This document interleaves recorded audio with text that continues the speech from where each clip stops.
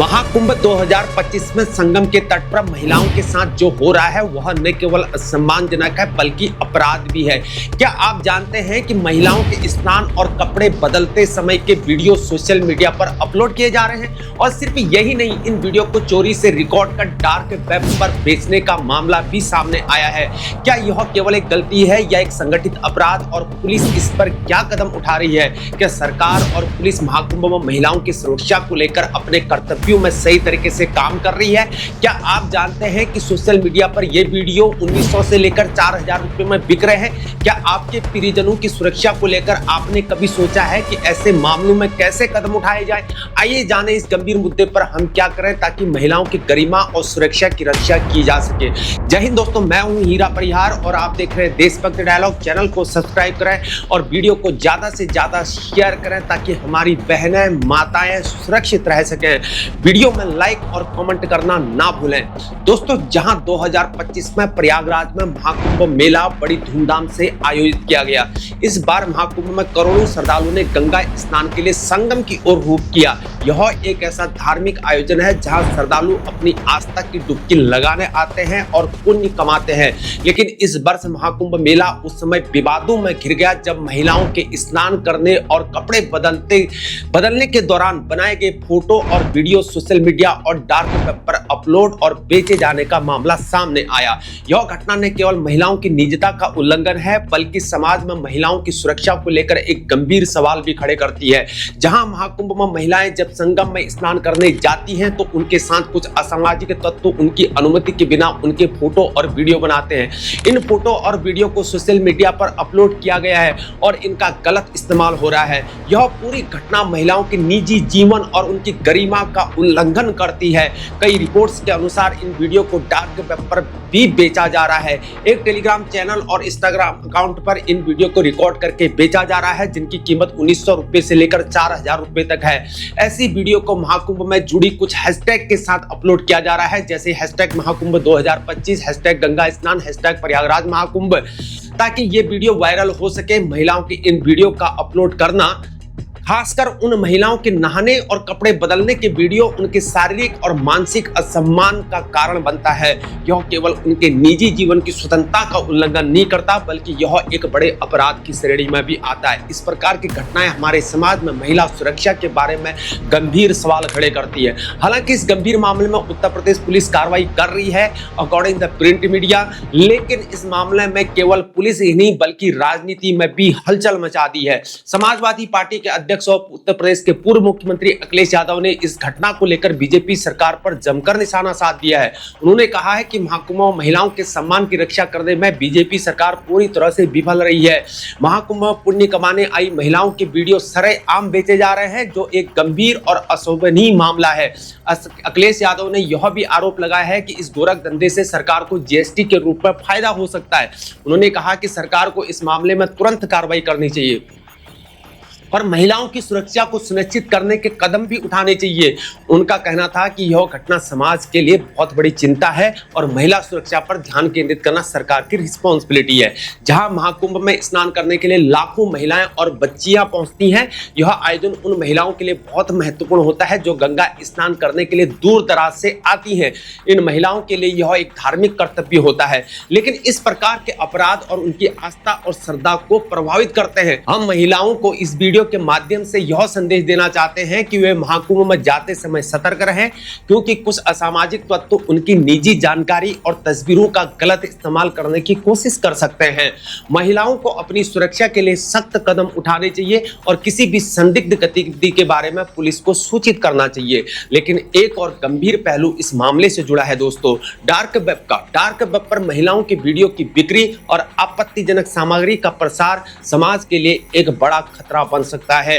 Police इस मामले को लेकर गंभीर चिंता जताई है पुलिस ने और डार्क वेब से जुड़ी अपराधों गतिविधियों पर कड़ी निगरानी रखने की बात कही गई है।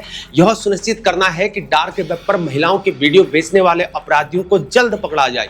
एक बड़ी चुनौती है इस पर, जहां महाकुंभ जैसे धार्मिक और आस्था से जुड़ी घटनाओं में इस प्रकार के अपराध न केवल महिलाओं के सम्मान को ठेस पहुंचाते हैं बल्कि समाज में अराजकता और असुरक्षा की भावना को भी पैदा करते हैं।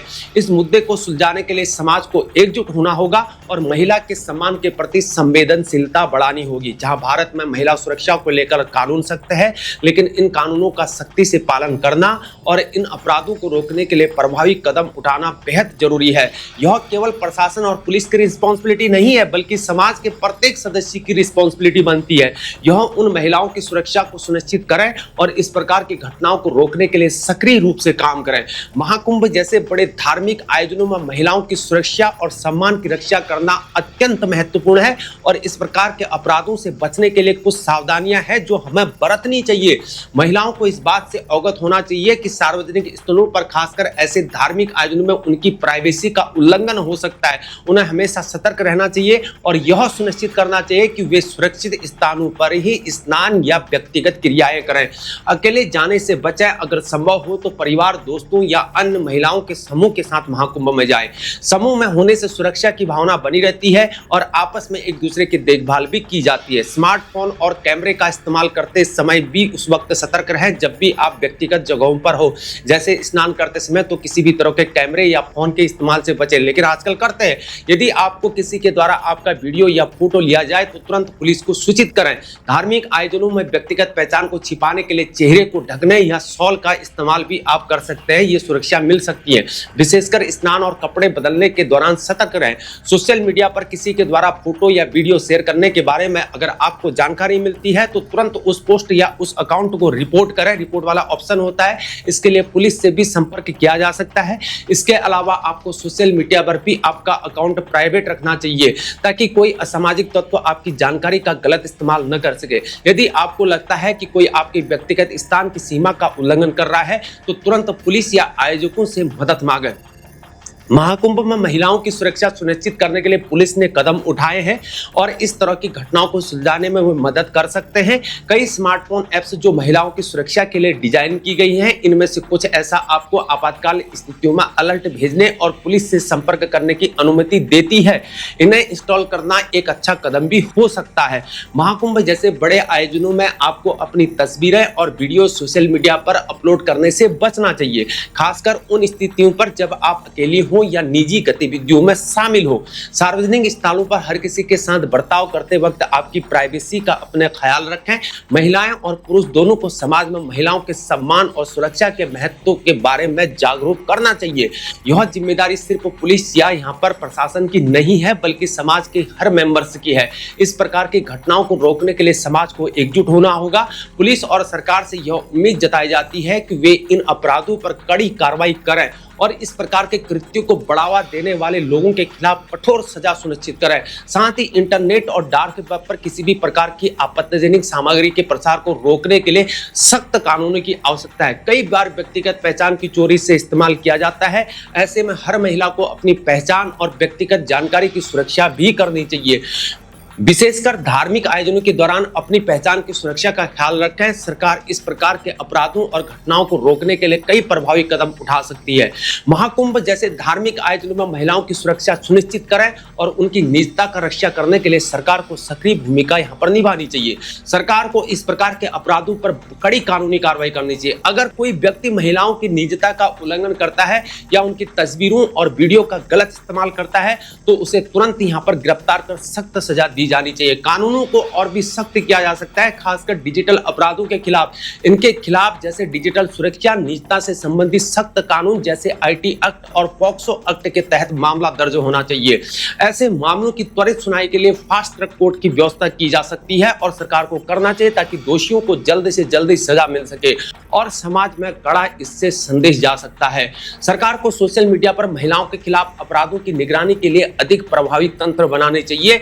पुलिस और और जांच एजेंसी को इंस्टाग्राम, फेसबुक, टेलीग्राम जैसे प्लेटफॉर्म से सहयोग प्राप्त होना चाहिए ताकि ऐसे अपराधों में लिप्त व्यक्तियों की पहचान की जा सके और तुरंत कार्रवाई की जा सके। एक ऑनलाइन निगरानी टीम का गठन भी किया जा सकता है जो महिलाओं के खिलाफ होने वाले अपराधों को ट्रैक और रोकने का काम करेगी।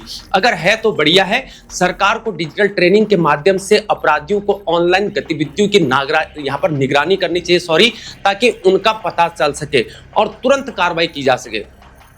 अगर है तो प्रयोग में लाया जाए। महाकुंभ जैसे बड़े आयोजनों में महिलाओं की सुरक्षा को सुनिश्चित करने के लिए विशेष महिला सुरक्षा बल की तैनाती भी यहाँ पर की जा सकती है। अगर तैनात है तो ये घटना आखिर कैसे हुई है?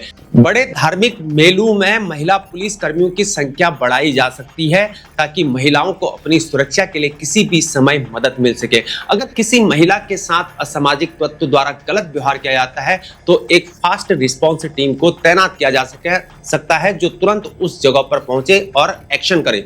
अगर है तो घटना आखिर कैसे हुई है? महिलाओं के लिए विशेष हेल्पलाइंस और ऐप्स का निर्माण किया जा सकता है जिससे वे तुरंत पुलिस से संपर्क कर सकें।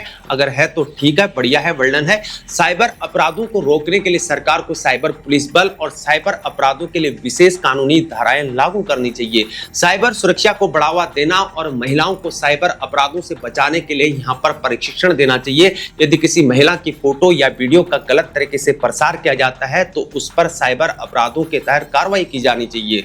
सरकार को इंटरनेट पर चल रहे आपत्तिजनक या अशोभनीय कंटेंट की निगरानी करनी चाहिए और ऐसे कंटेंट को तुरंत हटाने की प्रक्रिया और अधिक प्रभावी बनानी चाहिए। ये यूट्यूब में, फेसबुक में और इंस्टाग्राम पर धड़ल्ले से चल रहे हैं। महिलाओं की सुरक्षा और उनके सम्मान को लेकर समाज में जागरूकता फैलाना जरूरी है। सरकार को समाज में महिलाओं के अधिकार और सम्मान के बारे में जागरूकता फैलाने के लिए अभियान भी चलाने चाहिए। बच्चों और युवाओं में महिलाओं के प्रति सम्मान की भावना पैदा करने के लिए स्कूलों और कॉलेजों में विशेष शिक्षा का प्रावधान होना चाहिए। इससे वह महिलाओं के सम्मान की महत्ता को समझ सकेंगे। यह केवल महिलाओं की रिस्पॉन्सिबिलिटी नहीं है बल्कि समाज के हर वर्ग को महिलाओं की सिक्योरिटी के बारे में योगदान देना चाहिए। सरकार को इस तरह की जागरूकता बढ़ाने के लिए समाज के सभी वर्गों को इस अभियान में यहाँ पर शामिल करना चाहिए। महिलाओं के अधिकारों की रक्षा के लिए राष्ट्रीय महिला आयोग और मानवाधिकार आयोग को सक्रिय रूप से काम करने के लिए प्रेरित करना चाहिए। लेकिन ये भी आजकल पॉलिटिकली मोटिव है। यदि महिलाओं के खिलाफ कोई अपराध होता है तो महिला आयोग को तुरंत संज्ञान लेना चाहिए और दोषियों के खिलाफ कार्रवाई की मांग करनी चाहिए। लेकिन ऐसा हर बार नहीं होता है। ये भी आजकल पॉलिटिकली मोटिव हो चुके हैं। महिला आयोग को महिलाओं के अधिकारों और सुरक्षा के प्रति जागरूकता फैलाने के लिए कार्यक्रम चलाने चाहिए। क्या चलते हैं? हमने आज तक सुना नहीं है।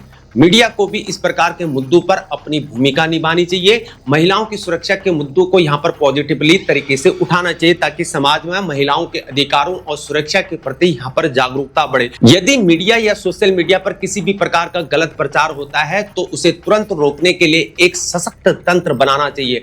महिलाओं को सशक्त बनाना भी इस समस्या से निपटने का एक अहम तरीका है। खैर, इसमें तो थोड़ा बहुत सरकार काम कर भी रही है, लेकिन महाकुंभ जैसी विशाल धार्मिक घटनाओं में महिलाओं की सुरक्षा सुनिश्चित करने के लिए पुलिस का रोल अत्यंत महत्वपूर्ण है। पुलिस का उद्देश्य न केवल कानून व्यवस्था बनाए रखना होता है बल्कि समाज के प्रत्येक सदस्य की सिक्योरिटी, विशेषकर महिलाओं की सिक्योरिटी को भी सुनिश्चित करना अनिवार्य होता है।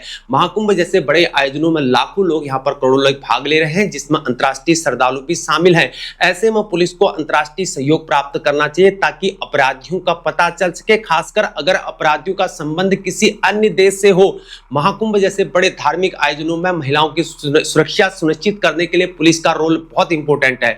पुलिस को न केवल कानून और व्यवस्था बनाए रखने का काम करना चाहिए बल्कि उन्हें महिलाओं के प्रति संवेदनशीलता, प्रभावी निगरानी और त्वरित कार्रवाई के लिए यहाँ पर प्रशिक्षित किया जाना चाहिए। इससे महिलाओं की सिक्योरिटी सुनिश्चित होगी और समाज में शांति एवं व्यवस्था बनी रहेगी। महाकुंभ 2025 पर महिलाओं के खिलाफ हुई इस घटना ने केवल देश भर में एक उथल पुथल मचाई है बल्कि यह एक चेतावनी भी है कि हमें महिलाओं की सुरक्षा और गरिमा के प्रति और अधिक सजग और जिम्मेदार होना होगा। पुलिस द्वारा की जा रही कार्रवाई इस मामले में एक यहाँ पर सकारात्मक कदम है, लेकिन समाज के हर मेंबर्स को इस दिशा में अपनी रिस्पॉन्सिबिलिटी समझनी होगी। महिलाएं हमारी समाज की शक्ति है और उनका सम्मान हमारी प्राथमिकता होनी चाहिए। महाकुंभ जैसे बड़े आयोजनों में महिलाओं की सुरक्षा और प्राइवेसी की रक्षा एक अहम मुद्दा है। इसके लिए केवल पुलिस पुलिस या प्रशासन की रिस्पॉन्सिबिलिटी नहीं है, बल्कि हर महिला को अपनी सुरक्षा के प्रति जागरूक और सतर्क रहना चाहिए, कॉशियस होना पड़ेगा। इसके अलावा समाज में महिलाओं के सम्मान और सुरक्षा को लेकर एक सशक्त और संवेदनशील दृष्टिकोण की आवश्यकता है। यदि हम एकजुट होकर इस तरह के अपराधों के खिलाफ कदम उठाएंगे तो हम महिलाओं को एक सुरक्षित और सम्मानपूर्ण माहौल प्रदान कर सकते हैं। महाकुंभ जैसी धार्मिक घटनाओं में महिलाओं की सुरक्षा को सुनिश्चित करने के लिए सरकार को केवल कानून और व्यवस्था बनाए रखने की जिम्मेदारी निभानी चाहिए, बल्कि जागरूकता, प्रौद्योगिकी और समाज के सहयोग से महिलाओं के अधिकारों की रक्षा करने की दिशा में ठोस कदम उठाने चाहिए। तो दोस्तों, ये थी अभी तक की जानकारी अगर आपको अच्छी लगती है, ये विचार आपको अच्छे लगते हैं, इस वीडियो को ज्यादा से ज्यादा शेयर करें और हाँ, चैनल को सब्सक्राइब करना ना भूलें और लाइक और कमेंट करना भी ना भूलें। आज के लिए इतना ही। जय हिंद, जय भारत, वंदे मातरम। फिर मिलेंगे। भारत माता की जय।